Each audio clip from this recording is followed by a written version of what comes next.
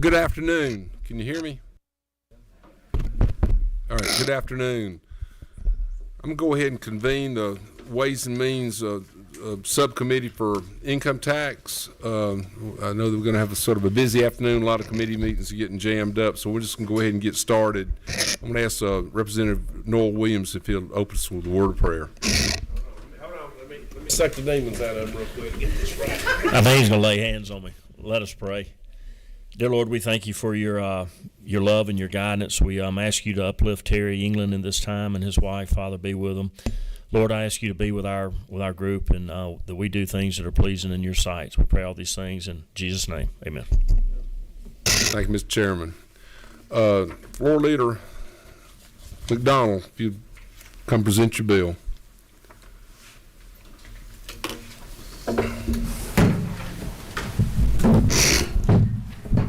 And this is the second hearing for this measure.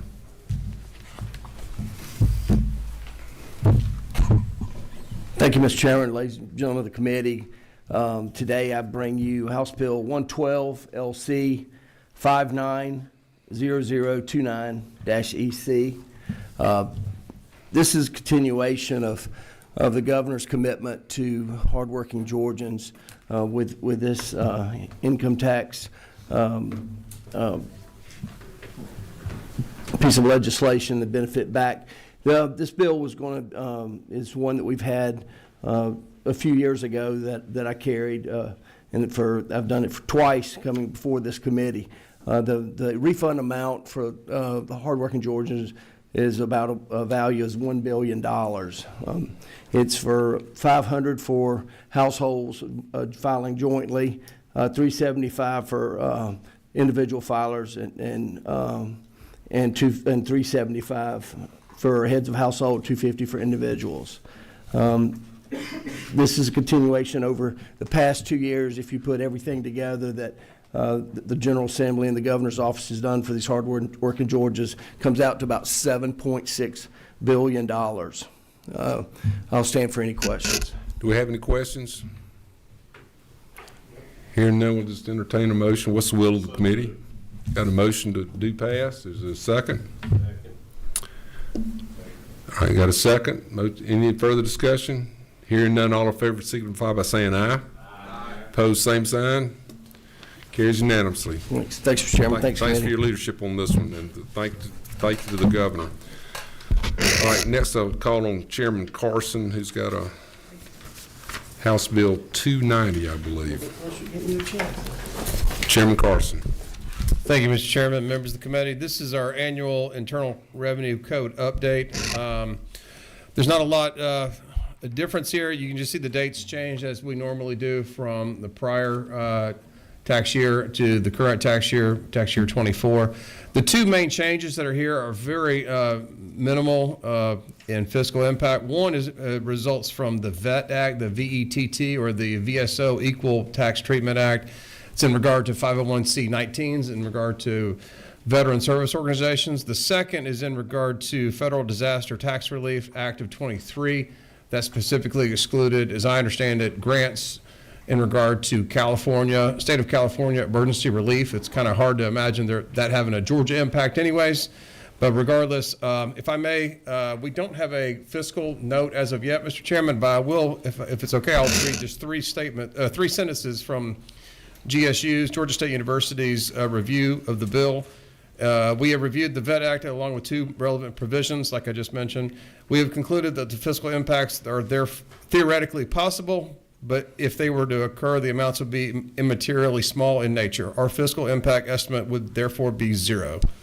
Like I said, we don't have a fiscal impact yet, but you mean a fiscal note yet? I'm sorry, fiscal note yet, but it's likely to be minimal at best and probably zero per Georgia State. And I'll be happy to answer any questions. It's our annual IRC update. Does anyone have any questions for the chairman? I believe the Department of Revenue is here in case there are any questions. Does the Department of Revenue want to speak to the bill?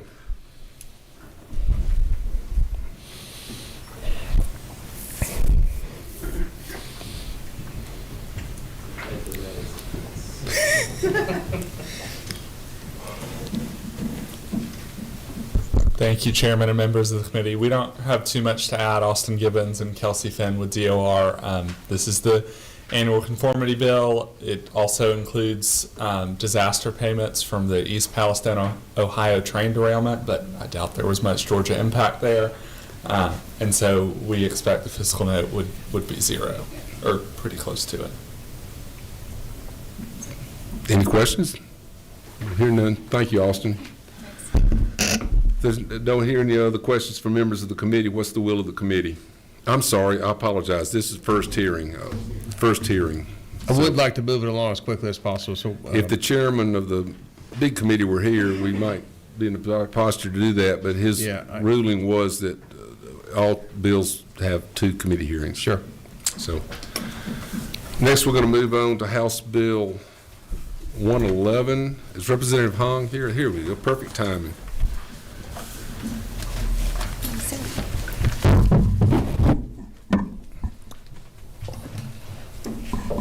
Thank you, Chairman and members of committee. It's I present House Bill 111. I believe this is the second time. And read your LC number, please. It is LC 590028-EC. And this is the second hearing, so please proceed. That's correct. Again, as you know, we passed HB 1437 in 2022 to cut our tax rate income.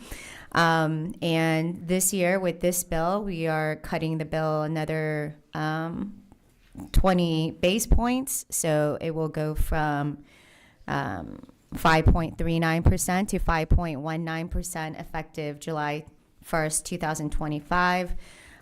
Based on the fact that we were able to meet certain fiscal success markers, and we have a fiscal note provided to you that we were preparing since the last hearing, and that should be provided to all of the committee members.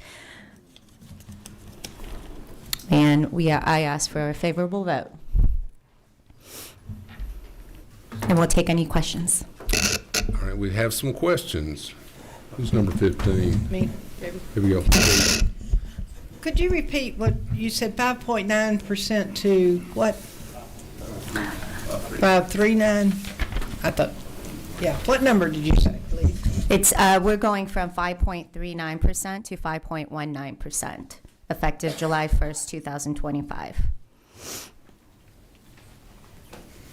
I thought that she was talking about a different person. Chairman Prince, do you have a question? Yes, thank you, Mr. Chair. So my understanding is that this will be, if it's signed and goes through, be retroactive from this year, so it'll be for 2025, even though it's signed past. That's correct. It'll be for the tax year 2025.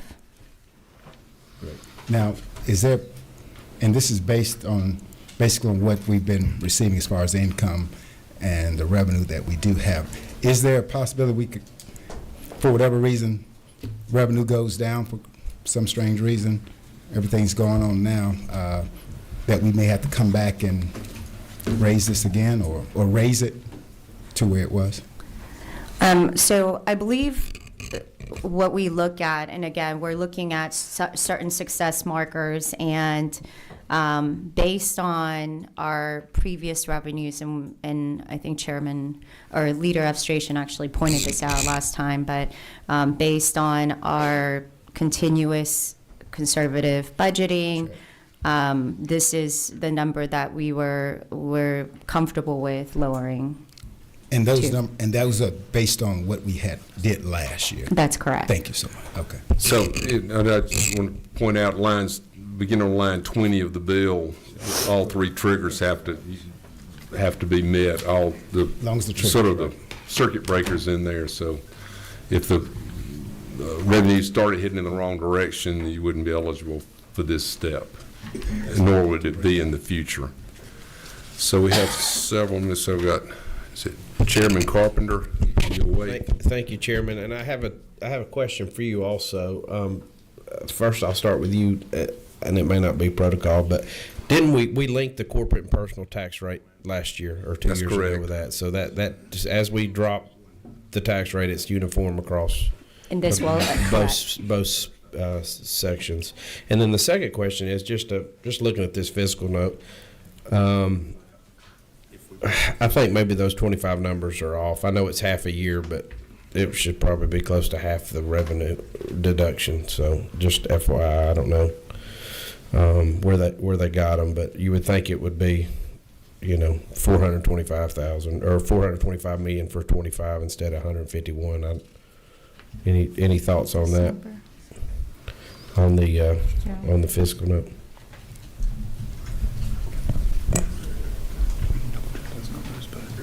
Okay. All right. Thank you for bringing this good bill. All right, number 15, Representative Buckner.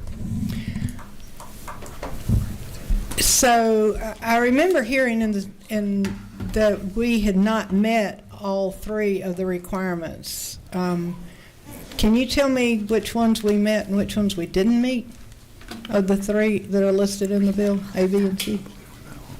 Again, we're not able to do this unless we meet all three criterias, which we have met. So I'm not really sure what you're referring to as far as not having met. Well, I didn't think that the governor's revenue estimate was 3% over last year as required. I think it's down 7%.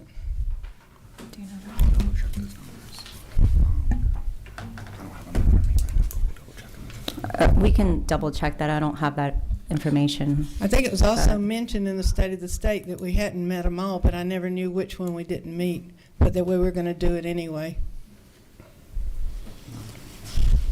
No, we wouldn't have been able to do this unless it's been met. So we can check on that. I do want to remind the committee that we've got approximately $16.5 billion in excess reserves right now, so we're in fine fiscal shape. But Mr. Chairman, I'm not opposed to giving people money back because they're going to probably need it with all the tariffs that are coming down, and they're going to need all the money they can get their hands on. But I just was curious if we've got a rule in place, and it's been said we might not have met them all. What did we meet? What didn't we meet? And we had this first hearing, and I don't recall anybody saying that these triggers had not been met. But so I have not done any homework to independently verify that. Obviously, someone has, but who is that person? Just me. Okay. It's all right. Chairman Martin. Mr. Chairman, I had a question, but a question about why I'm not there. I had a question, but the chair would allow that. I would point out that if this bill passes this year, in 2025, on lines 12 through 16, 12 through 11 through 13, it says 5.19 will be the tax rate for 2025. And it will go down in subsequent years should those triggers be met. So we're setting it at 5.19 this year. The triggers would have to be met to go further down in subsequent years. So if I read the bill correctly, and I believe I do, that this is setting the rate at 5.19 because we know what's in revenue. We've budgeted, correctly. And the governor in the office of OPB has put forth a budget to allow us to do that. If I'm reading the bill, I mean, it says paragraph 2 applies to subsequent reductions toward the 4.99. Paragraph A1, subparagraph 1 says the rate would be 5.19 this year. Chairman Martin, you make an excellent point. Why don't we just double check that with Christie, our legislative counsel? She's in Senate Finance now. I'm sorry, Senate Finance. Sorry. So, but. And I think Chairman makes a good point, and I agree. Yes. I now just had a question that was my original button pushing thing. Yeah, just to go back, Representative, as far as it going back to 2025, is this not exactly what we did last year? We passed a bill similar to this last year to get us to 5.39 early instead of 5.49, and we had it retroactive to January 1st, 2024, and we're able to do that. That's correct. Thank you. Thank you. Okay, right. Yeah. So, right. I think we cleared it up, Chairman Martin. So let me see. Is any other questions from members of the committee? I think we have some people signed up to speak to the bill. Is that the only one person? Yeah. All right. So we have Danny Canzo with the Georgia Budget and Policy Institute.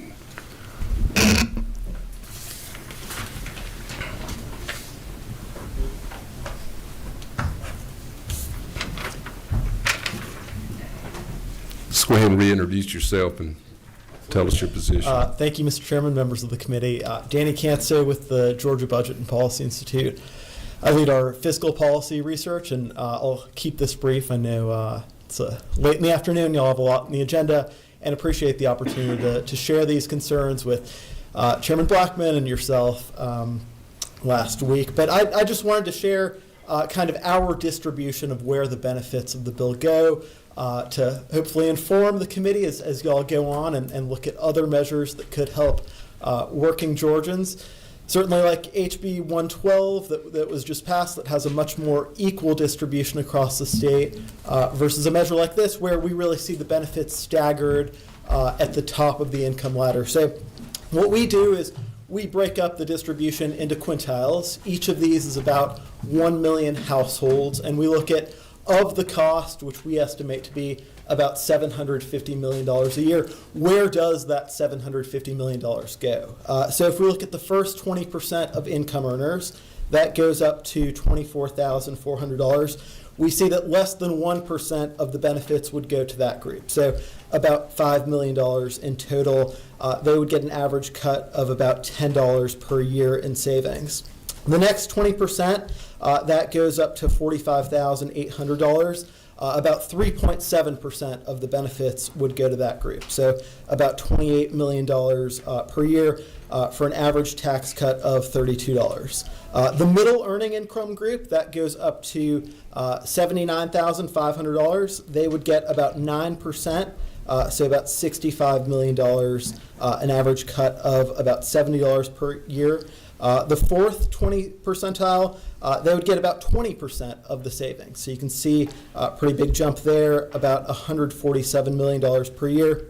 And then the top group, those earning over $144,600, they would get about 67% of benefits, so about $503 million per year. So obviously I know that this is a priority for the committee, something that we've been on track for since the original flat tax bill was passed, but would just encourage you all, as we look at further measures, things like a child tax credit, an earned income tax credit. We're just going to address the merits of this bill. But thank you. We're not going to debate other ideas right now, but thank you for speaking on your institute's behalf. Do we have any other questions from members of the committee? Nobody else from the audience signed up. Does anyone else want to talk? Excuse me, Chairman Martin. Are you ready for a motion, Mr. Chairman? Yeah, I was just making sure that nobody else wanted to speak to the bill, but yes, sir. Now's the time. I move do pass LC 590029EC. Got a motion and a second. Any further discussion? Hearing none. All in favor signify by saying aye. Aye. Opposed, same sign. Motion passes unanimously. And that's it from the Income Tax Subcommittee. Thanks to all involved, and I will pass the hat to the next. What's the next subcommittee up? Valorem will be meeting next.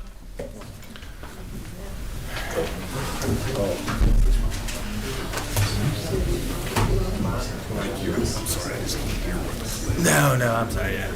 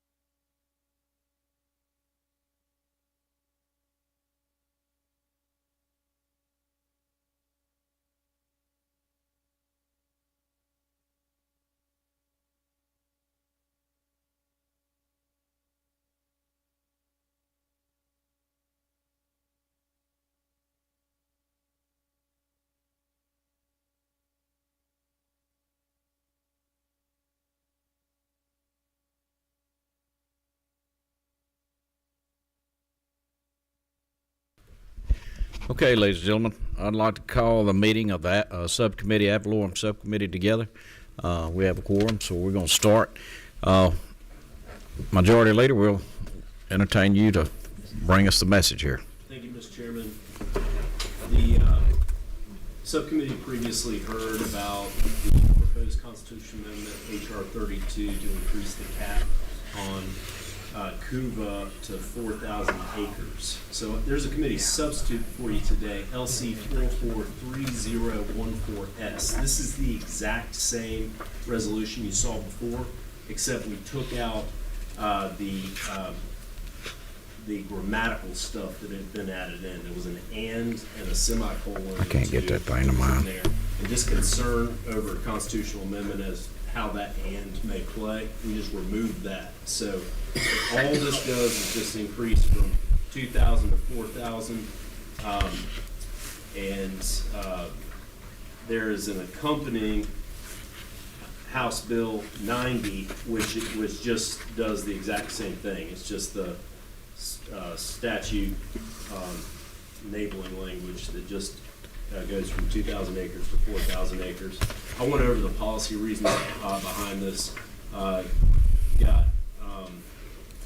This is very important to Georgia's #1 industry, agribusiness. Preserving family farms, I think, is a policy objective for all of us, and for the reasons I explained last hearing, would ask for the committee's favorable consideration of H.R. 32 and House Bill 90. Okay, just to be clear, on your 32, that's the one with the substitute, is that correct? Yes, And what was the LC on it? 443014S. Very good. Okay, any members of the committee have any questions or comments about either bill? Anybody in the audience have any comments or questions or sign up to talk? Okay, we'll take these one at a time. Okay with you, Majority Leader. Well, we'll go with House Bill 90 first. Do I hear a motion? So do pass HB 90 LC 442885. All right, we've got a motion. Do I hear a second? Second. Any discussion? All those in favor say aye. Aye. All those opposed? Okay, now on, you abstain? Okay. On HB 32, the substitute, that the Majority Leader just read out the LC number. Do I hear any comments on that, or do I hear a motion? Chairman. Move do pass on HR 32 LC 443014S. All right. Second. Got a second? Do I hear any discussion? Hearing none, call for a vote. All those in favor say aye. Aye. All those opposed? And it so carries. And he abstains. One abstention. All right. Thank you, Mr. Representative Strachan. Okay, now we're going to have Representative Carmen Rice come up, and she will be presenting. This is the first hearing on her bill, and HB 52. Thank you, Representative Rice, and you have the floor. Thank you, Chairman. I appreciate it, and I appreciate each one of you. So I have House Bill 52, and what this does is it provides, it's actually correcting verbiage on an existing law to ensure that unremarried widows of disabled veterans keep their homestead exemption. So this has only been a problem in a couple of counties, and so it came through the House last year, and so I'm open to questions on it. Okay. Anybody? Okay. Representative? Hey, Cam. thank you so much, Representative Rice, for bringing this. I know it can be a little intimidating coming to Ways and Means, but you're doing great. Thank you. Would you mind telling me the LC number for your bill? Yes, I'm sorry. That would be LC 500982. All right, thank you. All right. Thank you, Representative Camp. Any questions by members of the committee? As I said, this is the first hearing, but any questions that you might have? All right. Hearing none, Representative, we will let you know when the second hearing comes up, and look forward to you being there presenting. Thank you very much. Yes, ma'am. Thank you.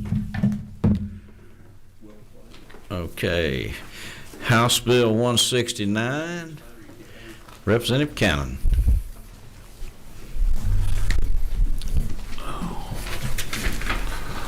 Thank you, Mr. Chairman, members of the committee. I have House Bill 169, LC number 442945.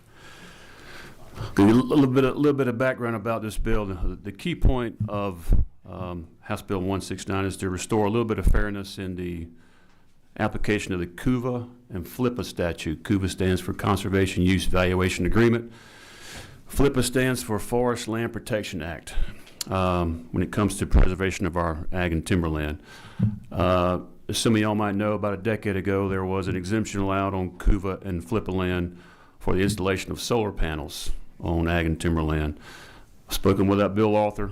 He's okay with this. I've spoken to him at length on that.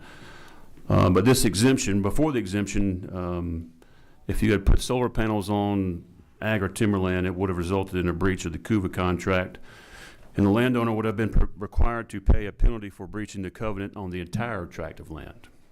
But the exemptions for solar panels limited the penalty only to the amount of acres to be converted to solar, and not on the entire tract. So if you had a 2,000-acre farm and you wanted to put solar panels on 500 acres of that 2,000-acre farm, the carve-out would have allowed you just to breach the covenant on those 500 acres and not the entire 2,000-acre tract.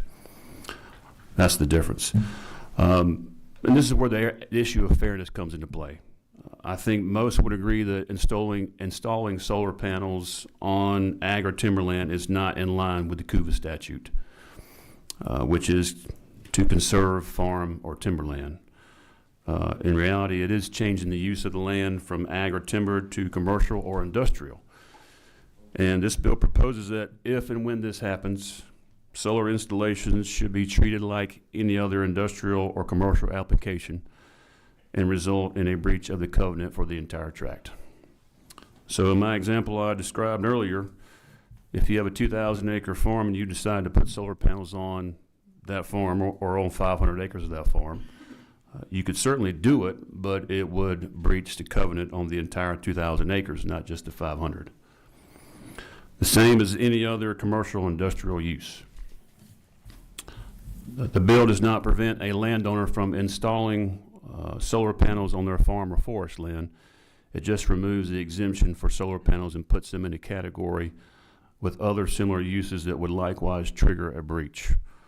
And in doing so, it would add weight to the intent of the existing CUVA and FLIPA statute, which is to conserve and maintain ag and timberland. Also, the bill allows landowners currently enrolled in a CUVA or FLIPA covenant to continue with that covenant without a breach until the 10-year agreement is expired. So if you are in year 2 of a CUVA or FLIPA covenant and you wanted to put solar panels on your property that's in the covenant, you would be grandfathered in until, under current law, until your CUVA or FLIPA agreement expired after 8 years. That was pretty fast and furious, but tried to give you an overall big picture view of the bill, and I'll stand for any questions. Thank you, Representative. We do have a question, Mr. Chairman. Thank you, Representative Cannon. My question is, as I recall, there was other carve-outs for CUVA, if I'm not mistaken, cell phone towers, and I want to say wedding venues. Chairman Martin might help me remember. Is there any other carve-outs other than solar that are being basically added back to the original intent of the legislation? Not at this time. Just typically solar takes about the largest amount of acreage in a CUVA tract, and it made sense to kind of not target, but look at that one first and maybe shore up the intent of CUVA or FLIPA, which is to ensure that the land remains in the current use, which is ag or timberland. I think those other things could be looked at some point in the future, and there are some carve-outs, but they're much smaller in size. This made much more sense because it was much larger in scope. I don't disagree. I was just curious whether or not we're going to clean it up and clean everything up or not. But. Yes, sir. All right. Thank you, Mr. Chairman. Got one more question. Chairman Martin. I have just a question. You want to repeal this in 35, We're like repealing your bill repeals an exemption, right, or stops an exemption effective July 1st of this year, but you repeal that in 35. Just curious, why is there if this is good policy, and I actually believe it is very good policy, why would we want to leave why would we want to require the legislature to take action to keep this policy? I mean, if they want to reinstate it, it seems to me the burden should be to come back and put it back rather than to sunset your repeal of a carve-out. I looked at that, and if you go up and sign up for a CUA covenant, your contract will be 10 years in length. So if I signed up 2 years ago, the thought process was that person currently has a contract with the state and the county for that 10-year agreement. And for the state to go in and say, well, effective July 1st, 2025, we're going to make that contract you signed 2 years ago null and void. I think talking to Ledge Council, they said make sure it includes the entirety of that contract the landowner signed 2 years ago. Once that ends 10 years from that starting date, then that's the stopping point for this, allowing this exemption to take place. So theoretically, you could have somebody sign a 10-year agreement on June 30th of 2025. I thought I interrupted you because you're not repealing you're repealing the original paragraph that did the carve out in its entirety 10 years from now. I understand. The way I was reading it, you were repealing your repealer, if you will. Yes, no, I understand now. Thank you very much. Yes, sir, Mr. Chairman. Good point. Okay, Mr. Chairman. Excuse me. So I'm getting a little bit confused then. So if somebody's got their land in Couva right now and they go ahead and do a solar deal. They're grandfathered in. They're grandfathered in. Yes, sir. So it doesn't, and assuming there's a lot of people in negotiations right now, maybe have. That was some of the thought process, but also talking to Ledge Council, I mean, that if you signed one 2 years ago, you signed that under the, thought process that you would have 10 years for an agreement. And for us to come in and say, well, 2 years into your agreement, that's null and void, it kind of makes us, the state kind of look like the boogeyman. So theoretically, someone could sign an agreement on June 30th of 2025, and they could do this, have this exemption in place until July 1st, 2035. Makes good sense. All right. Thank you, Mr. Chairman. We do have one person from the audience, Mark Woodall. If you'd like to come, state your name and what you will, Mark. Thank you. Thank you, Mr. Chairman, members of the subcommittee and the committee. My name is Mark Woodall. I represent the Sierra Club, an environmental group whose top priority is clean energy.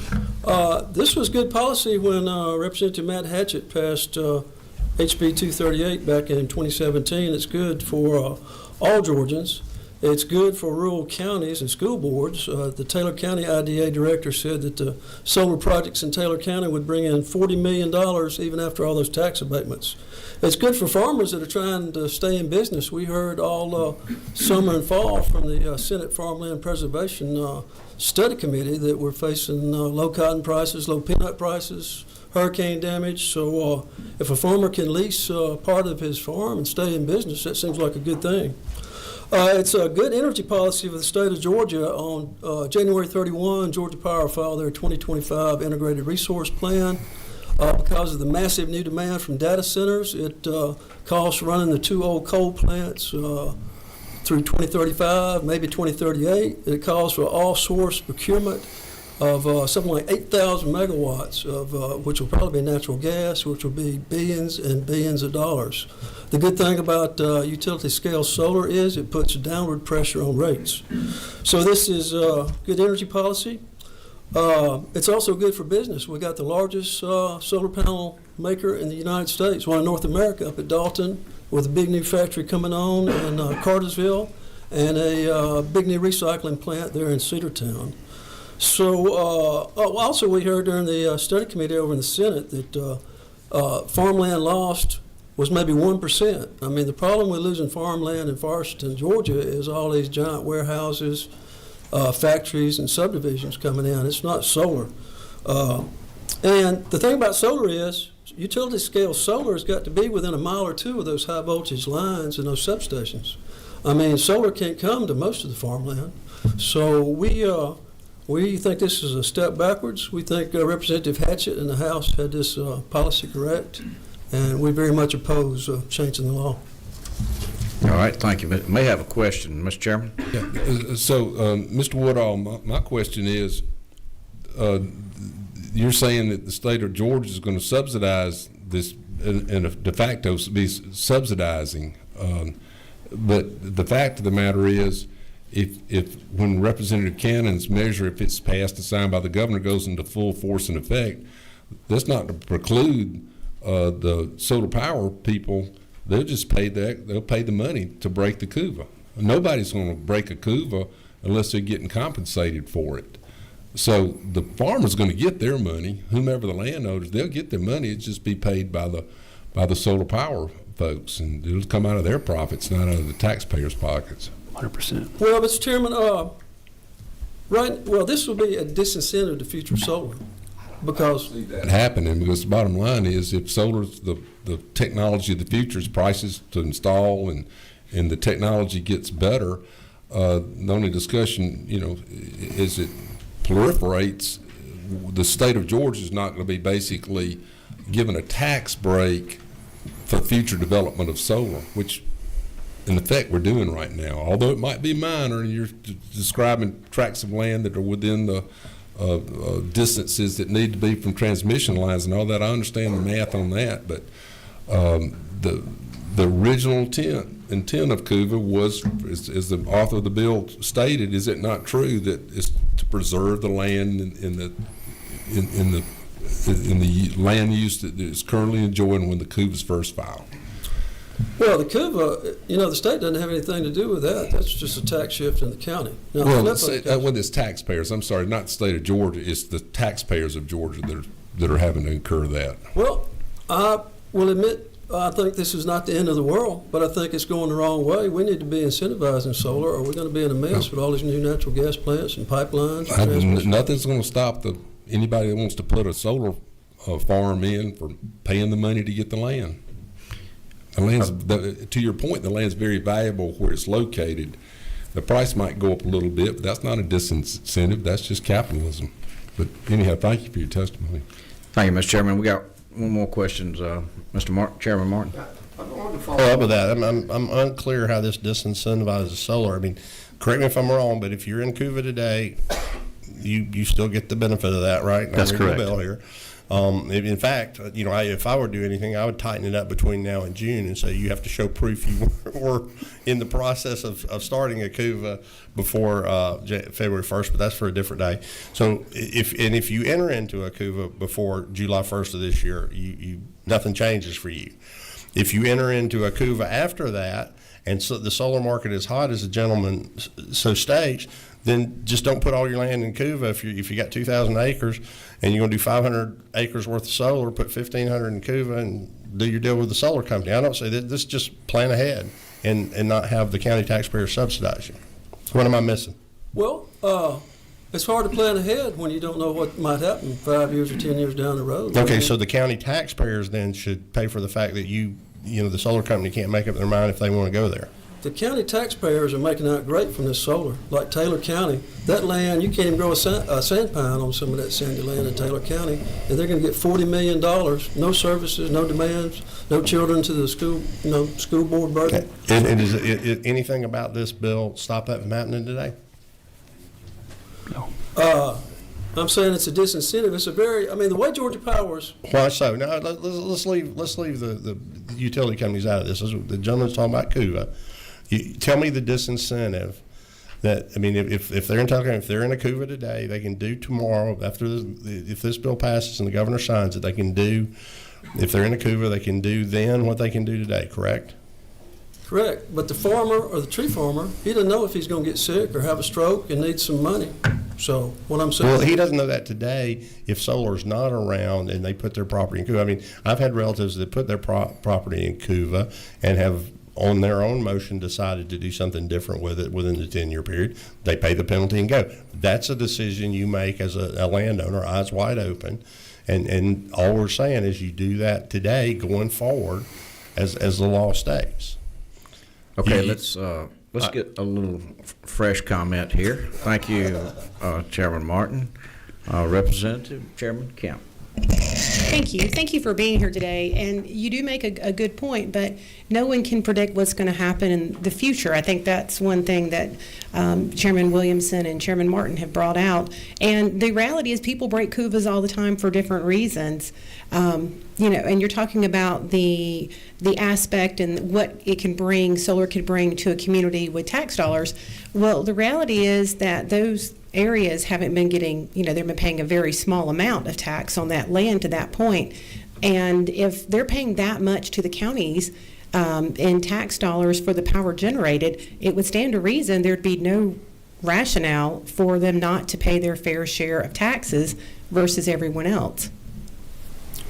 Well, fair share is in the eyes of the beholder, I guess I would say, Chairman. And so let me say this. This is the first hearing. We got time to talk. Everybody's got their fair share of what they believe, and we can keep doing that. But let's just kind of go with what we've heard today. Thank you, Chairman Kemp. Any other comments? Any other comments from the audience? If not, meeting stand adjourned. Thank you.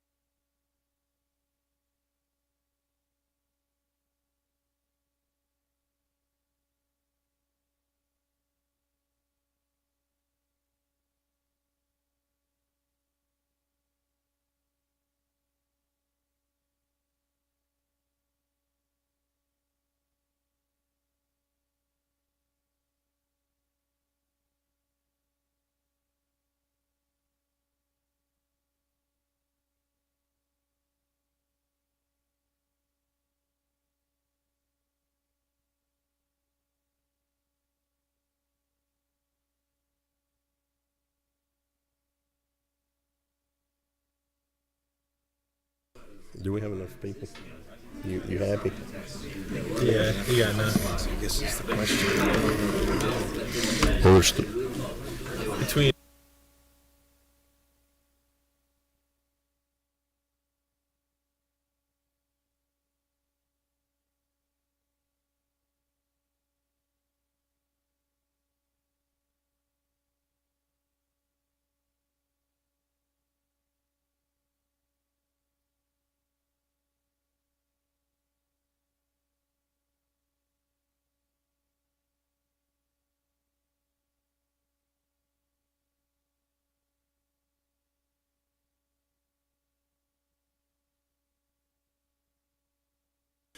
Okay, ladies and gentlemen, we've got all three. We're going to hear all three of these.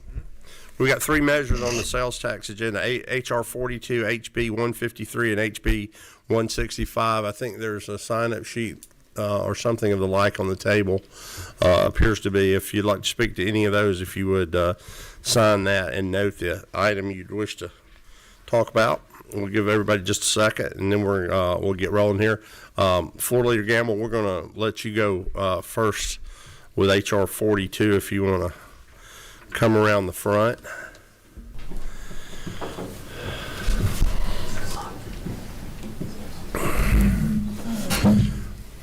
We've retrieved our list. With that, I'll call the Sales Tax Subcommittee meeting to order and call on Representative Matthew Gamble if you'll do present to us HR 42 LC 3397 41 EC. Tell us about your proposition, Mr. Representative. Good afternoon, Mr. Chairman. Thank you for the opportunity to present House Resolution 42 on behalf of Governor Kemp. This is to ratify his temporary suspension of the collection of motor fuel and diesel fuel taxes in response to his 3 executive orders in October of 2024 declaring a state of emergency for Hurricane Helene.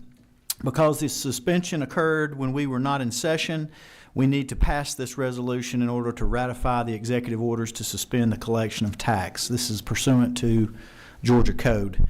During this time of the suspension, it saved Georgians roughly $140 to $160 million. And just like previous resolutions, this will simply ratify the governor's suspension of motor fuel and diesel fuel taxes. This is a necessary procedure now that the General Assembly is meeting. And again, the governor's executive actions, which were issued in consultation with the General Assembly's leadership, along with the governor and General Assembly's collective efforts to conservatively manage our state's budget. And this has allowed the opportunity to help lessen the burden of horrific natural disaster and inflation. So we've done this before, and so I'm back here presenting this to you again. Any questions of the gentleman? This is HR 42 LC 3397 41 EC. Any questions of subcommittee members on the item? This is the second hearing on the item, so this will be before us and available for action. Are there any questions? I see no question. What's the pleasure of the committee in regards to this matter? So moved. I have a move. Is there a second? I have a move and a second for a due pass. Is that correct? For HR 42 LC 3397 41 EC. Is there discussion? Discussion on the motion. Motion is due pass. All those in favor signify by saying aye. Aye. Any opposed, no. It passes unanimously and is off the rules. Thank you. You know the rules, Drill. Yes, I do. Appreciate it. Yes, sir. Representative Kent. Chairman Kent. So, excuse me. It says representative here on the page, so my apologies, Chairman Kent. Would you tell us about your proposition, HB 153 LC 50 1014? Yes, thank you so much, Mr. Chairman. This measure is an extending of a sunset for exemption for maintenance and replacement parts for ready-mix concrete. The reality is it's a 20-line bill. It has one change, which is underlined on 11, which is extending from 26 to 31. The reality is that if you have concrete and it's not moving in one of those trucks with a barrel thing, then it's going to be hardened concrete and you're not going to be able to pour it anywhere. And we know that houses and there's a litany of things that use concrete. So this is just extending the sunset. It exists because my understanding is the Department of Revenue felt this was left out when it came to the exemption on manufacturing equipment. And so this was explicitly put in several years ago for that reason. And I'm open for any questions. Thank you, Charlie Kemp. That's a fine idea. You're ahead of the game here. Normally, we're down to the last minute on these extensions. You guys are on top of this one. Is there any question of the author before we go to speakers? Any questions? All right, I see that. If you would stay seated there, if you're comfortable, I'll ask our speaker to come to the podium, Mike. Mr. Handel. Thank you, Chairman Martin, members of the committee. Dante Handel with ACCG. And Chairman Martin, if you'd permit me, I'd make the same comments on House Bill 165 that I would on House Bill 153, so I can address them simultaneously if you'd like. Well, I appreciate it. So a few brief comments for y'all. Taxes do not disappear. They only shift. So ACCG opposes both House Bill 153 and House Bill 165. Because we have a long-standing policy position in our guiding principles against tax shifting. This legislation, both pieces of legislation, pick winners and losers and erode the sales tax base.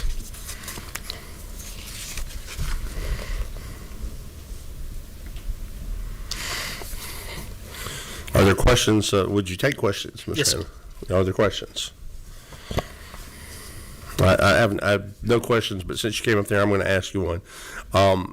Would you not agree that years ago when we took we called it the integrated plant theory, and we said we don't pay you don't pay sales tax on machinery used in the manufacture of tangible personal property. We took that off across the board for manufacturing purposes. Would you not agree that, as Chair Camp mentioned, that there has been a disagreement over revenue of whether these fit in or don't fit in, so they've asked us to do it separately? Do you not think that concrete, as the manufacturing process continues, as it goes down the road in this bin, spinning around in the back? I wouldn't disagree with that, Chairman Martin. I guess I'd add that the exemption that we're talking about here is pretty broad and does include all items up to and including the engine of the vehicle, whereas any other industry or citizen would have to pay sales tax if they were to replace parts in their car. The cement mixers do not. Are you familiar with how to get that bin to turn without an engine? I understand, and I take the gentleman's point about things being shifted. I think it's fair to note that these are manufacturers, and this is a moving transportation situation. So I certainly take your point about tax shift, but I think in this particular case, we're actually trying to bring in and treat more people equally that are manufacturing tangible personal property. And I appreciate you allowing me to have a little levity with you. You are a great resource for the counties and a great advocate on their behalf. Thank you. Thank you very much, Chairman. Appreciate y'all's time. May have gotten you another question or at least a comment. No, number 14, is that Representative Fry? Thank you, Mr. Chair. No, thank you. I thought that's what you were going to say. I was going to ask the author of the bill, is there a fiscal note? Do we know about how much this is expected to cost? I can't find it on my pad here. I'm trying to figure it out. Okay, thank you. Yeah, and I should have, thank you, Representative. This is a hearing this is the first hearing. We won't move forward without the fiscal. I failed to say that. Thank you for bringing that point up. Are there any further items before Chair Lady Camp? Chairman Camp? If not, thank you very much. We'll move on now to Representative Franklin. There you are. Representative Franklin, if you would come up and tell us about House Bill 165 LC 500947. Yes, Mr. Chairman, appreciate the opportunity to share this bill. So this is LC 500947, and what this does is it just allows a tax exemption for the materials used in building affordable housing or workforce development housing for 501c only. And the thought behind this is to give a general motivation to renovate, rehab, or construct new housing in that manner. And that's what the bill does, but it also takes away, I looked into some credits that we have currently, and it takes away 3 that are actually on the books. It puts a sunset of a year on one, and then it takes away 2 other exemptions, and I can go into those 2 in detail if you like. So my thinking is that if you're going to give a tax credit like this or a tax exemption, then you need to take away the other 3. So I'm taking away 3 and getting 1. Yeah, and I will say this: there's a fiscal note ordered on this as well. Does the gentleman have any questions? Any questions for the gentleman on the proposition? Any questions? I mean, the only question I would have here is, and Representative Fry brought it up last time. I mean, is it not true that what we're doing here on lines 26 through 28 is taking the tax off tangible personal property that goes in the construction of certain housing, but not all housing? That's correct. And that is, in fact, so if somebody is getting a house built by an organization that's 501c3 exempt, they wouldn't pay taxes on that. But if you had a group that was in an area that was just a community getting together to build something for somebody, and they didn't go through the situation or go through the trouble of getting 501c3 exempt, they would pay sales tax. That's correct, yes. They have to have a 501c. And the only maybe amendment or sub that I could put on this that we talked about was that when you have an organization that is 501c credited, sometimes they hire general contractors that aren't. And if they're purchasing that material, they would need to be covered as well. I'd like to add that in as possible. So that the whole unit, the whole building, the whole build would have that exemption. But my question, and I appreciate the gentleman's heart at doing this, but my question is, some people are going to get to build their house with tangible personal property purchased without sales tax, and then the fellow might be building the same thing right down the street, may have the same income level, may be everything, is going to have to pay tax on his. I mean, that's kind of tough. Is that not true? Yeah, I see your point. But the whole heart behind the bill is to be able to have the incentive to have more of these houses to be rehabilitated and remodeled and fixed to bring economic development to those areas. So if you think about it, if you don't have it, you're just not going to have that ability at all. This just gives the incentive to have it. The 501(c)(3)s don't build houses now in Georgia? They do, but they're having a harder time to do it. This, I don't have the physical note yet, but from my understanding, this is given about roughly $8,000 per unit for the houses in my area, rural Georgia, which covers the HVAC, basically, of the unit. So it just gives a little bit of a help for them to be able to do it. Okay. All right.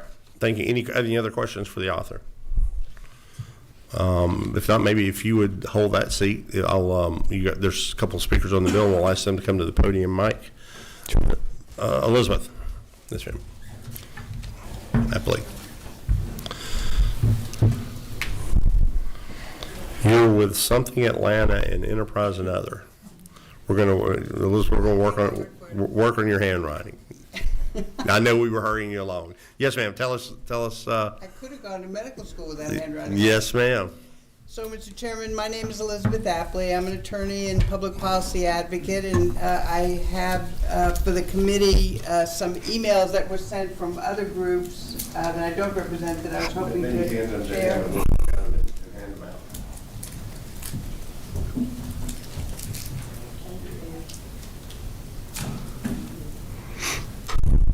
So I am here on behalf of House ATL, Enterprise Community Partners Southeast, the Corporation for Supportive Housing, 9 to 5 Georgia, and Presbyterians for a Better Georgia. Thank you to the author for bringing this important bill. Georgia is, as you know, in the midst of a very serious housing crisis with a dramatic shortage of houses caused by the mismatch between population growth and construction. We saw housing construction grow in each decade in the 70s, 80s, 90s, and 2000s, going from 600,000 housing construction built in the 70s, 800,000 being built in the 90s, and almost 1 million in the decade of the 2000s. That figure dropped to 500,000 during the decade of the 2010s, while the population grew by 1.2 million. So we were building about 500,000 units. This supply gap is exacerbated by high interest rates, dramatic increases in the cost of materials and labor for construction, putting the cost of housing out of reach for large segments of our population. The Georgia Chamber Foundation noticed their dream of home ownership out of reach for nearly $4 million, they cite in their 2024 report on the state of housing. KB Advisory Group estimated that Georgia needs to build 715,000 houses over the next decade to meet future growth and address unmet need. The Georgia Department of Community Affairs Housing Needs Assessment from 2023 echoed this dramatic shortage, and the Chamber of Commerce's April 2024 housing report found a 60% decrease in housing inventory over the past 5 years and an 88.6% decrease in the number of communities with healthy housing stock over that period, affecting the entire state pretty evenly at the Atlanta area, hub cities, and rural areas.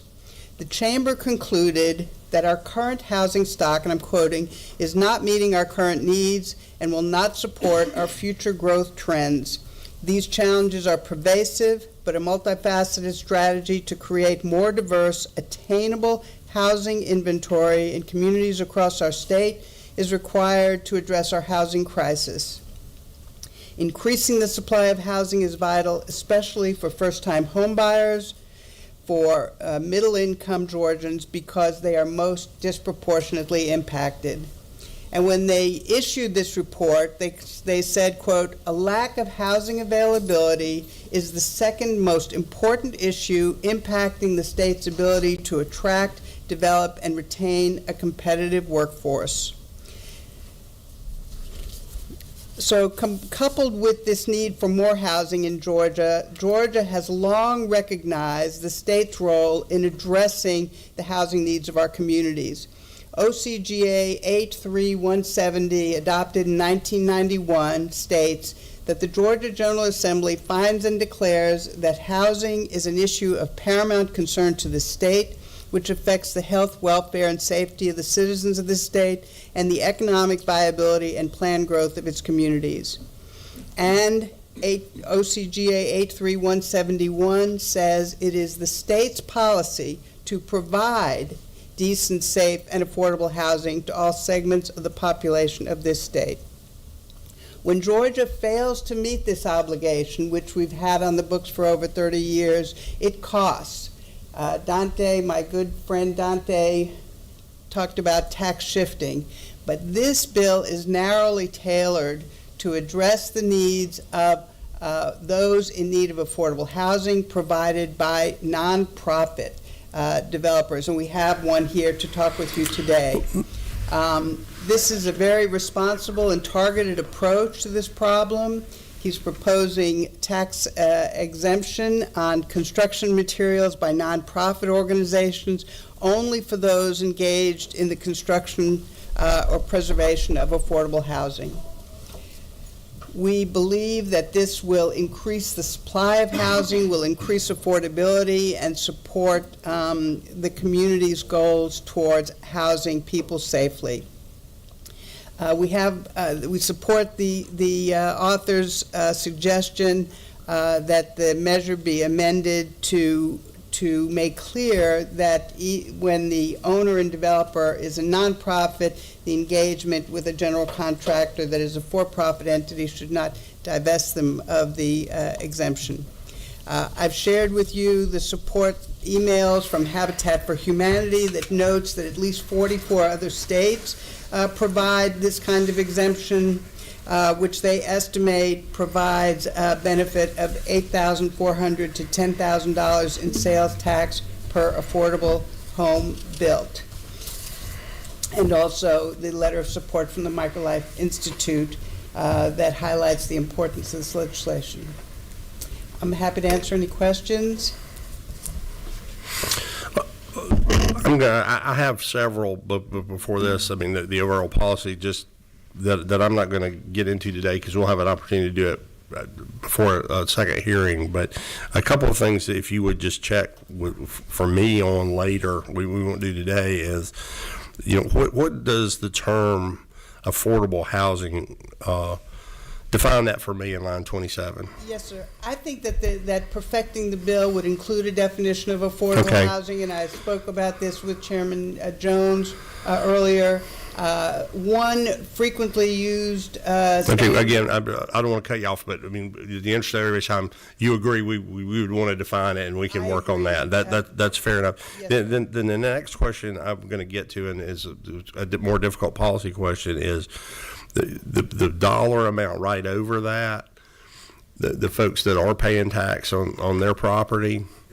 And the folks that are getting this house without the paying tax, we've created a larger divide for the housing, so we can work with that. But Elizabeth, you've been a great resource, and you are a great resource. I don't want to put you in the past tense. You are a great resource. So I have some more questions, and I would love to do that, but in the interest of time, if I don't have any further questions and I don't see any further, so we'll get with you after the first hearing and go on to I think your colleague, is it Natalie? Is that an R or K? Kaiser? Natalie Kaiser. I will write more clearly next time. No, you're fine. I appreciate it, Ms. Kaiser.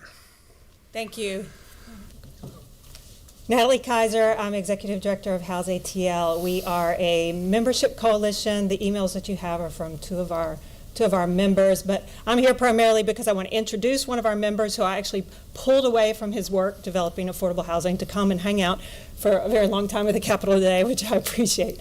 So House ATL, as I said, is a membership coalition. Our members are for-profit, not-for-profit. They are also philanthropic organizations, corporations. We have lenders, real estate agents, attorneys, et cetera, who work together across the 5-county metro Atlanta area. Some of them also work statewide to develop hundreds of units of affordable housing every year. And as Elizabeth, so aptly shared the data, construction costs have been increasing dramatically. Most of you all are familiar with that. So this would provide an important support to allow them to address some of the supply challenges. So the member that I have here with me has worked in the private sector, the public sector, and now the nonprofit sector. He's with Historic District Development Corporation. His name is Ron Kirkpatrick. He's Vice President of Real Estate Development there. I think this is his first time testifying. Is that right? Yes. So,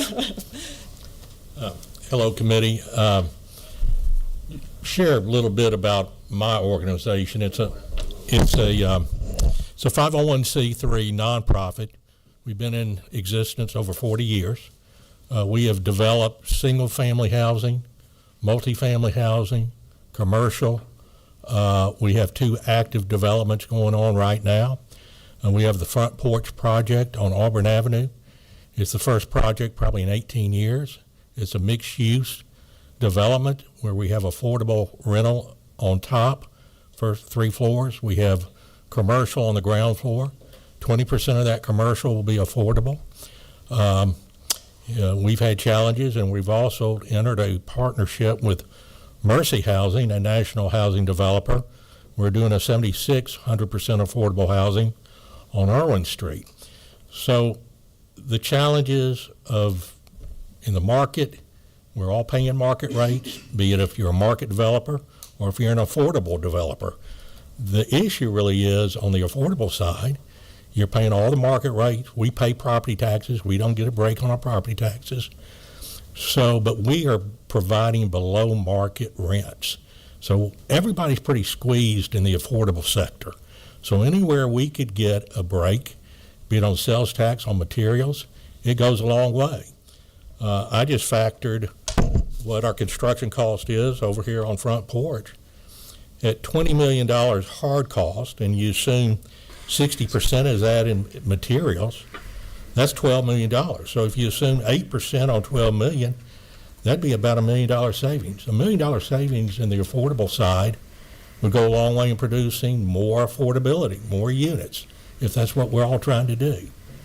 So just wanted to make a few comments, be happy to try to answer some questions if you have. You have a couple of questions. I'm going to go to the chairman of the committee first, Chairman Blackman.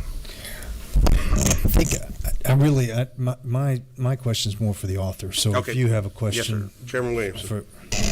Yes, sir. I just, it's kind of exciting to hear about that redevelopment in parts of Atlanta that really need it. But what is just a range of the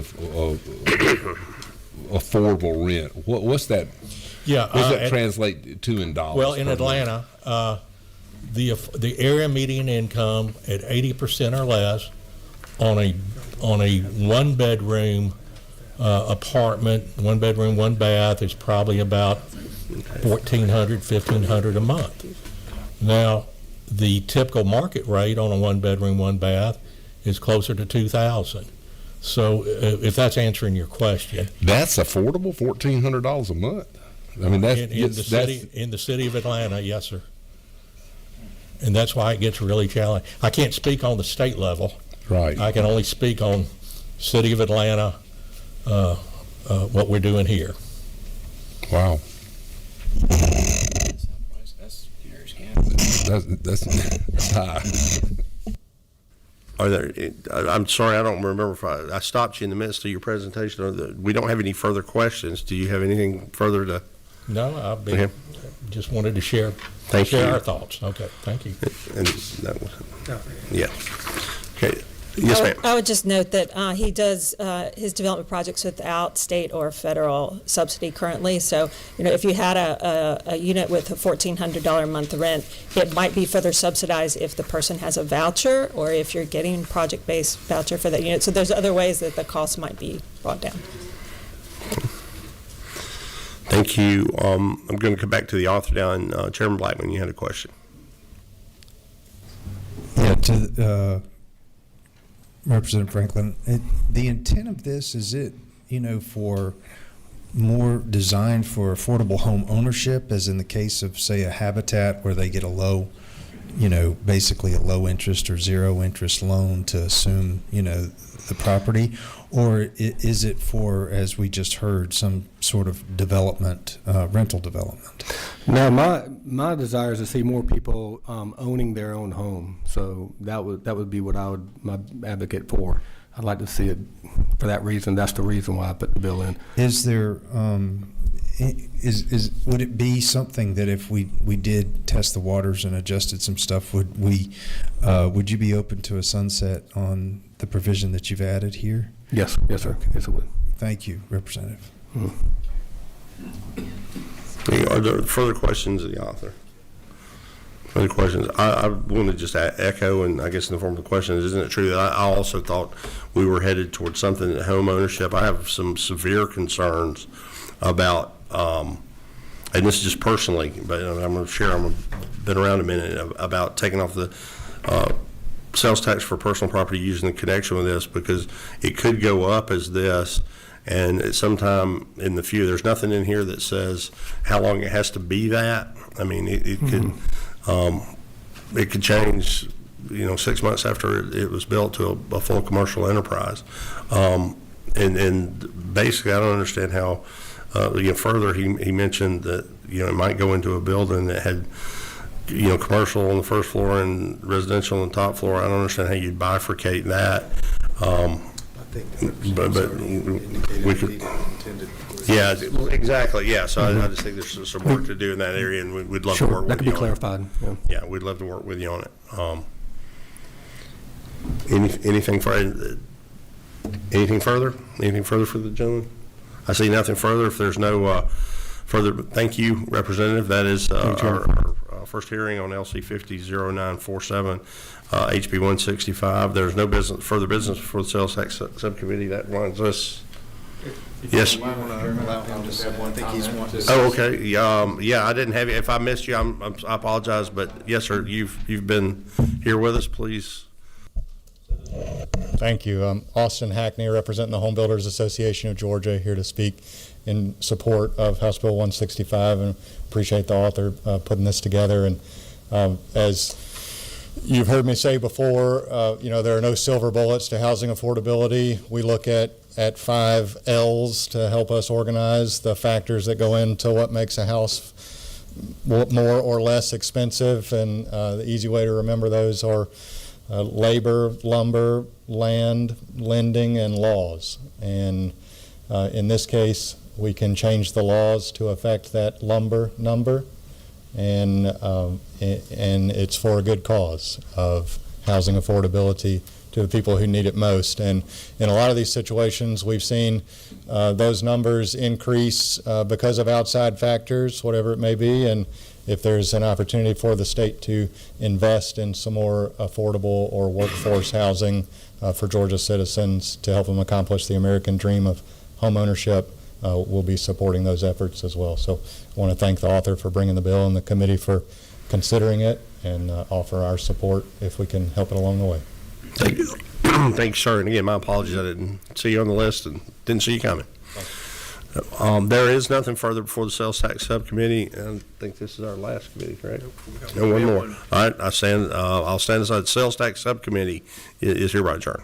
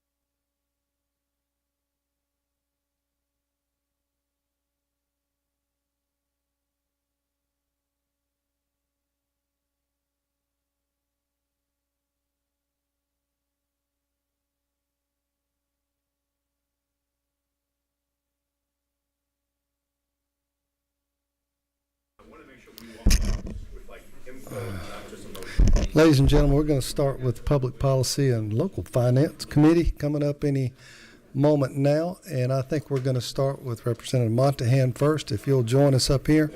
If anybody wants to speak on the bill, we have a sign-up sheet somewhere. It's on that front table. Yeah, on the front table. If you'll come up and speak on the first bill, Representative Montahan, you're going to start off with.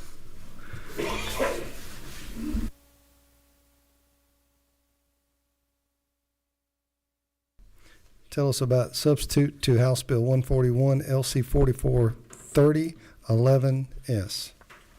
Well, thank you, Mr. Chairman. All right. Thank you, Mr. Chairman. Committee members for hearing House Bill 141 today. I'm asking for support for House Bill 141. It's a simple but important measure that provides businesses with a secure and practical way to comply with local occupation tax requirements while protecting their sensitive financial information. Under current law, businesses may be required to submit tax returns and other proprietary financial records to local jurisdictions to determine their occupation tax liability.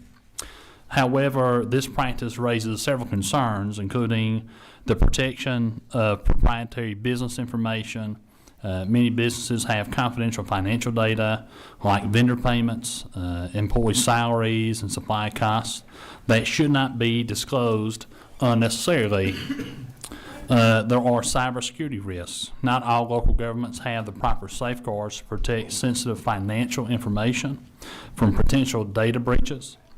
And there are some conflict of interest concerns. In some cases, competitors serving on local councils or commissions may gain access to another business's financial records, putting them at a competitive disadvantage. So here's what House Bill 141 does.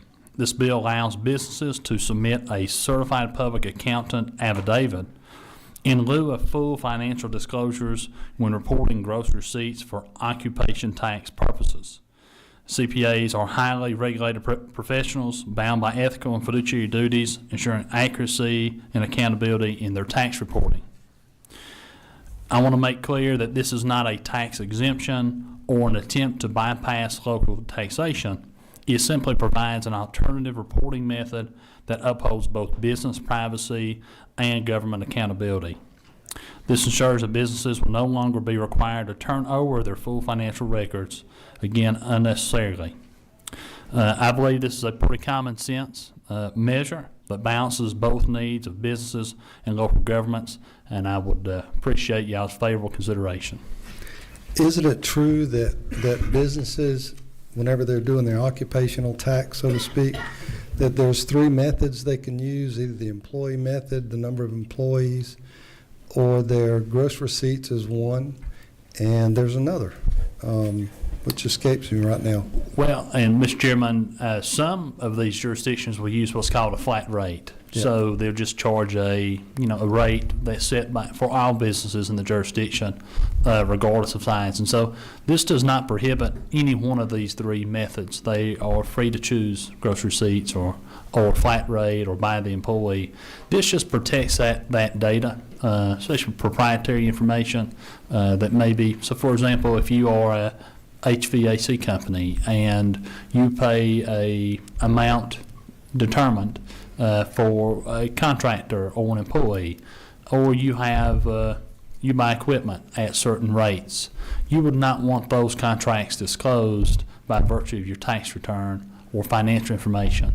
And so that's what this bill seeks to do, is not to alter the way that they levy taxes, but just provide some data security for those businesses and some confidentiality as well.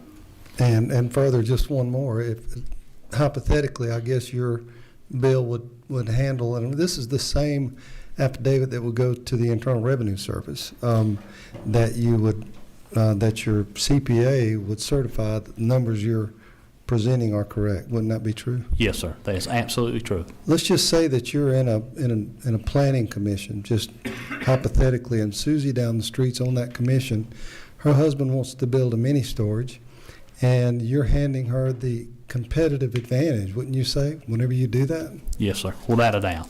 Number 22. Thank you, Mr. Chairman. To the author of the bill, first of all, thank you for taking a stab at trying to correct a wrong, in my opinion. Yes, sir. It's not a question, but isn't it true that when the governments use a revenue mechanism, they basically want to partner in your success in your business? They don't. It's nothing about safety or anything else. They just want to have a bite into your wallet. They want to be a partner with you without any of the risk. And it's, so I would love the idea of doing away with any kind of gross receipts reporting. Some cities, of which I'm very much aware, they've graciously capped the gross receipts, the maximum you can pay as a business at $30,000. How magnanimous of them. So I think you're on the right track, but did you give any look at all about just doing away with the gross receipts ability for the local governments to partner with you by using the gross receipts methodology? Well, thank you, Mr. Chairman. I could not agree with you more about, I guess the usage of gross receipts in the state.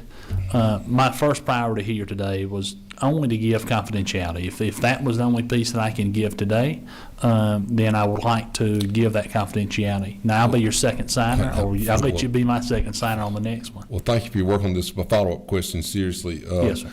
The only thing my concern would be is like what kind of statement would it be from the CPA? Because you're not talking about they'd have to do a full-blown audit to be able to recognize it, what the gross receipts are. They just pull the information from the previous year's tax return and say this is what it is. Yes, sir. That's correct, Okay. Mr. Chairman.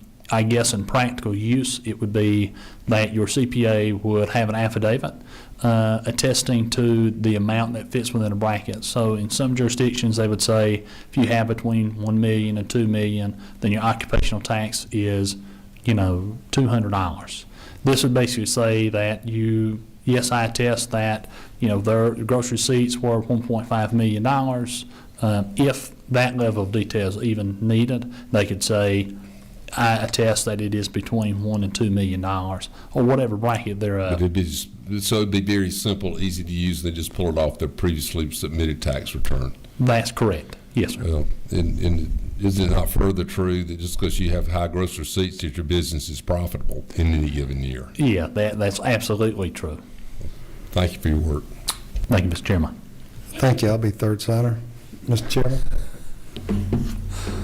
Thank you, Chairman. Representative Monahan, is it not true that you have extensive work in this section, this code section? That is true, Mr. Chairman. We have, I know this is the first meeting and first hearing. I don't know how many times we've heard this bill over some odd years. I decided to resurrect it from the grave with your help and the help of this committee. So, serious question. I mean, while I concur with, if we could eliminate gross receipts, I think that many of us would be happy. But in the absence of that, you've brought this. Is there any? Let's just say, is there anything to prevent any kind of gaming here? I mean, if somebody just says, "Hey, my accountant, said it's this," is there any punishment or guardrails or anything if for some reason the city or the county, whoever is going to say we don't think that's possible? How does that evolve? Do you? Well, Mr. Chairman, that is a fair question. I think even in your question, I'll kind of correct that. And that is, these are not simply bookkeepers or accountants.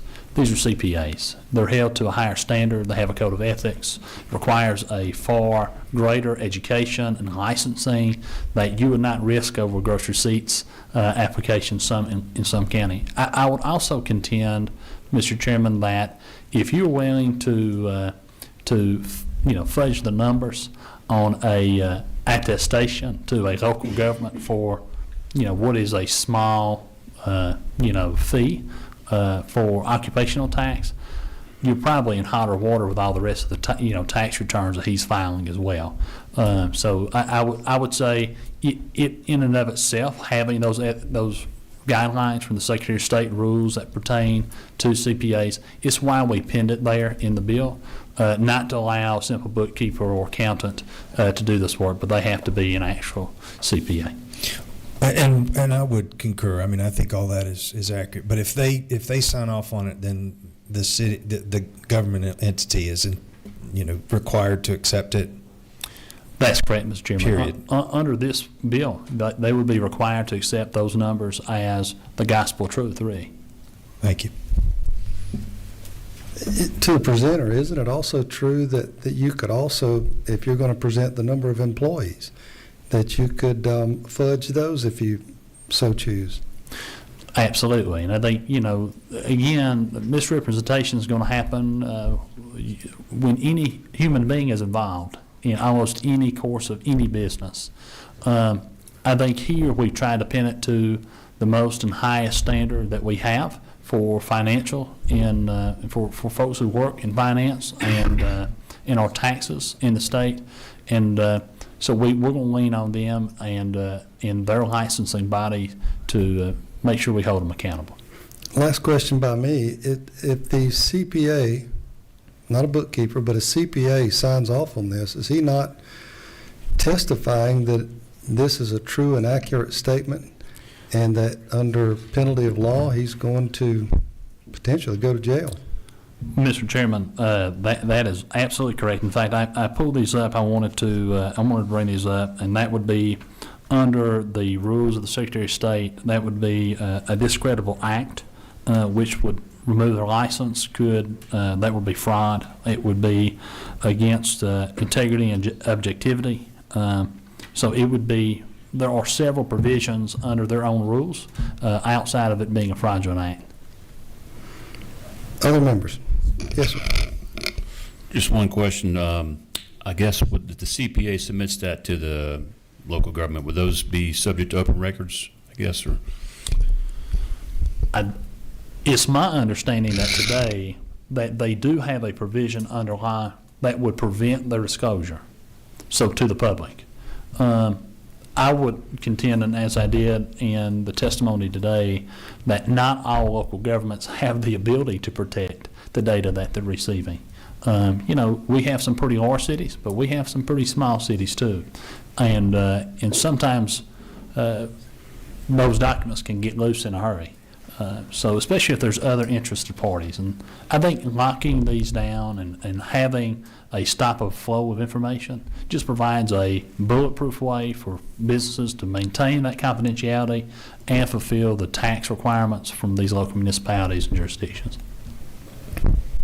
Just out of curiosity, if you were sending in your inventory in your business, which is subject to ad valorem tax, you'd be okay with them coming in and auditing that, wouldn't you? Coming in and doing an inventory by the city?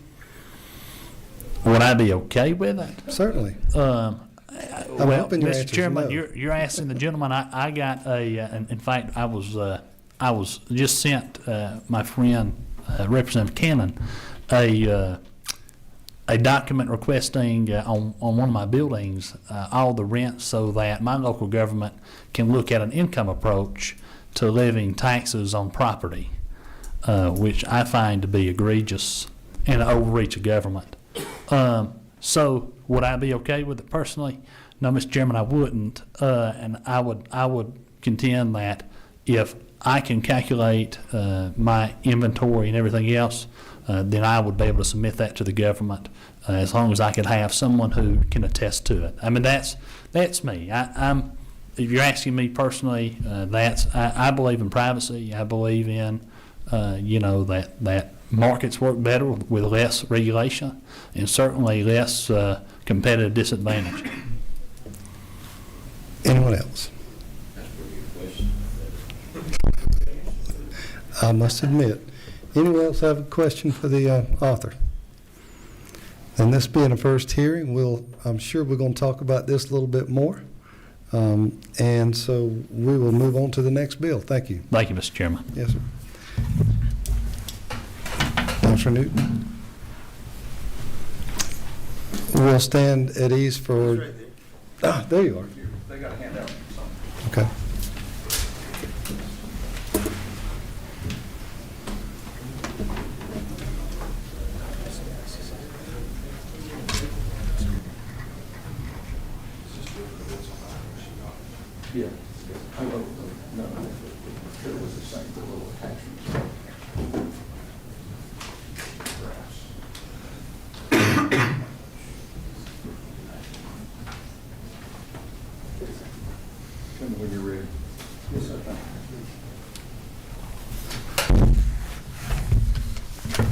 Ladies and gentlemen, we're going to be moving on to substitute to House Bill 79, LC 501085S. And this might look familiar to you. We heard this last year, and it passed out. Thank you, Mr. Chairman, and members of the subcommittee. You do have before you LC 501085S. It's a substitute House Bill 79. Much of the language may look familiar because we did put a good bit of work into this last year as a body that began with this committee. It passed 162 to 3 out of the House, ran out of steam across the hall. I do believe we have largely the same bill, and I will point out what might be a little bit different. I do want to recognize that the reason for this bill is partly because we're at an intersection of some major or significant issues that we're coming across, and we've seen evidence of that even this past September. One of the issues is is firearms, in particular with our young people. If you'll look, I do have a handout that unfortunately I can't project for everyone, but if you look at your handout, there's this one right there with the linear graphs that kind of starts with motor vehicle accidents back in 2000 being close to 5,000 a year. This is really under age 19. It says 1 to 17, but those are the rates of death, the causes of death. Obviously, as an emergency physician, that's something that I see every day, including the motor vehicles, the cancer, the other problems that are all the ones that are listed there. But firearms are a very real challenge with our youth. An important thing to look at is the next graph, though. Mr. Chairman, that's the one that basically, and this is the Kaiser Family Foundation, but this is validated many other places. If you look, it does compare a lot of countries, but if you'll just look solely at that graph at the United States, and once again, this is age 1 to 19, if you'll see that bar graph, you'll see about a little over 60% are due to assault, or basically felonies. About 30% are suicides, and those are devastating. The unintentional or undetermined is a small number. We did see back in Bartow County in September the tragedy of someone who facilitated someone having a weapon available, even knowing that they had made threats, and that's going through the court system now. What we recognize, though, in particular, is that most parents desperately don't want their children to be in any of those categories, but in particular, one they would hate it if their own firearm was used. So that suicide 30% is devastating. So we have that one area there that's significant that's going on in the United States now with firearms exceeding motor vehicle accidents as a cause of death under 19, with assaults and suicide being over 90% of them. Well, the other thing we have going on is law enforcement is more challenged than ever. Really, over the past several years, there have been movements to decrease funding for our law enforcement, a lot of scrutiny, some difficulties with retention. We've had to raise the salary of law enforcement officers to try to get the retention we need so that the public can remain safe. Certain families have gone on to decide that they need to take matters, protection of their family and children, into their own hands.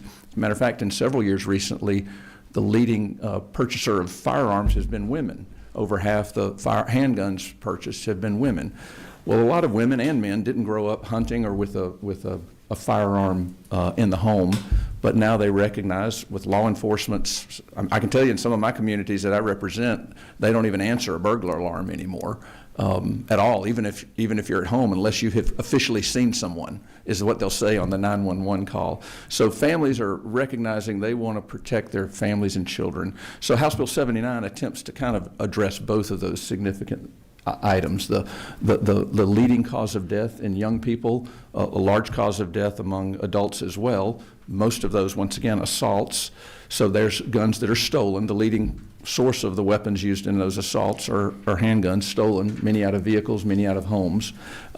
So stolen firearms. We're trying to address that with House Bill 79 to give some tools to parents and citizens so that they can better both exercise their Second Amendment rights to protect themselves, their children, their family, but at the same time they can do it in a responsible manner. House Bill 79 allows you to use $300 of whatever tax you owe the state, up to $300 of whatever tax you owe the state. Instead of having to write a check to the state for that $300, you can purchase a safe storage device, or you can get in-person safe firearm handling, if that's what you feel is best. Well, those might cost about $100 a piece. I do have a couple of examples. If you go in and look in the handout, it just shows some cable locks that can be used. I have an example of one I bought on Amazon. I think this was like $8 or $9.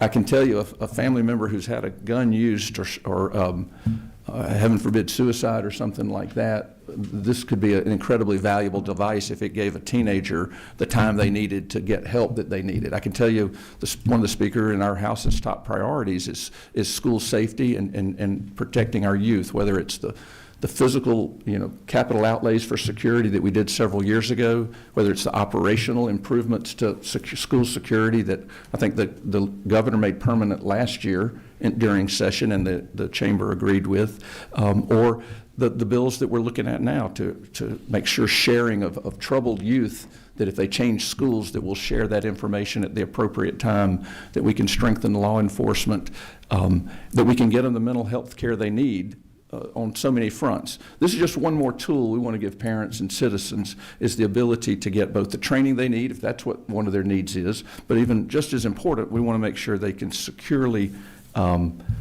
store their devices so that some people are going to want a safe that's readily accessible because of their situation.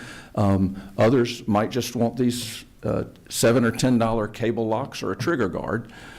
The bill does allow, I will point out a couple of little changes that we had from last year. If you look on line 20, we do have the purchase of one or more firearms secure storage devices for your personal use or donation. We recognize that a parent or a grandparent like me might want to get some of these for each of your children that may own some weapons, maybe to encourage them. Frankly, I can tell you, just speaking from some of my sons, they probably would have bought these and given them to me a few years ago when there was a new 6-month-old grandchild, and they were coming checking our house out before grandkids start, hadn't had young kids in the house for a while, and then they probably would have purchased them for me. So we want to make sure that people can get them for their personal use, but they can also make sure they take care of their family in particular.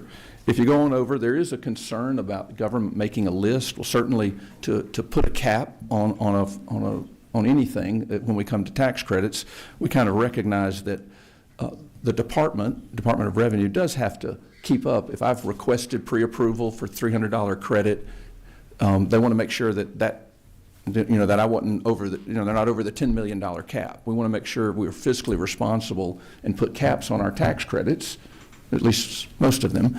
And what that does means the department does have to keep up with it. And then if I owe a certain amount of money, $1,300, and I only send in $1,000 and then send in my $300 tax credit for safe storage device, they have to keep a record of that. So what we do pretty carefully is no person can create a list of names of people who've applied for the tax credit or received an exemption. And that's on line 68 to make sure that no government will keep a list.